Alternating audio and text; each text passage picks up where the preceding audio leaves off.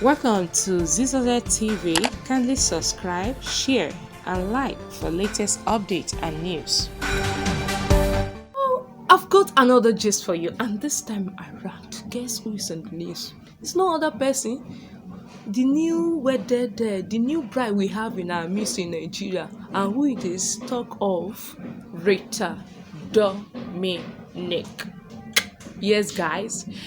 Veteran Nollywood actress Rita Dominic, who recently tied a knot with her man, with her outro, Fidelis and Nosike, has been warmly welcomed to her new home with a family right. Yes. So last Tuesday, the actress and her publisher husband Anosike married in an extravagant wedding ceremony.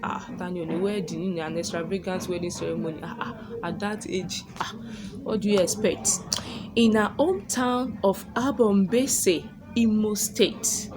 As per tradition demands, the new bride was officially ushered with a family rite into the abode of her husband over the weekend. Yes, and in videos from the ceremony that were shared online, Rita Dominic was ushered into her new home by a group of women that dressed in traditional attire and who sang in their dialects, in their local dialects, and they were like, "Oh, you are welcome to our midst.